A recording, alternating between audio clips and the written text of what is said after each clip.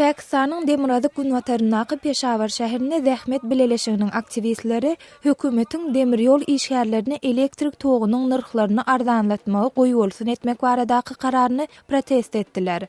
Bu bileleşigiň aktivistleri Peşawaryň metbuat klubyna tarap ýürüýüş geçirdiler we köçeleri yapmak üçin ulaglaryň tigirlerini otladylar. Russiýanyň paýtagty Moskwada Mordowiýa Respublikasynyň ýaşaýjysy parlament binasynyň öňünde bir adamlyk piket geçirdi. Yuri Alamkin bu aksiýasyny Saransk şäherindäki jaý ýumrulandan soň geçirdi. Onuň jaý 2018-nji ýylda geçiriljek Dünýä Kubogy üçin gurulýan täze stadionyň guruluşyny has giň meýdan döretmek üçin ýumrulypdy.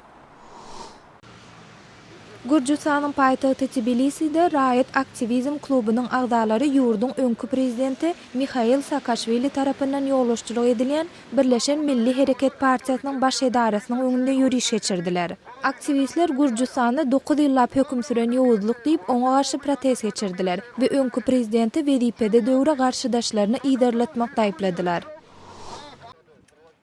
Belarusda 2010-njy ýylda geçirilen prezidentlik saýlawlary baradaky kinofilmiň taýýarlanyşy Minskiň garaşdyrlyk meýdanynda hökümete garşy protestleriň gaýtadan kanunlaşdyrylmagy baradaky sahnanyň ýazga düşürilmegi bilen başlandy.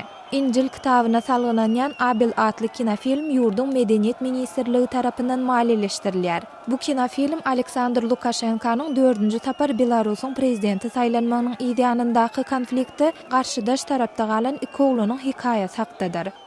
Siz Azatlyk Radiosynyň şuňky täzelikleri bilen tanyş boldyňyz.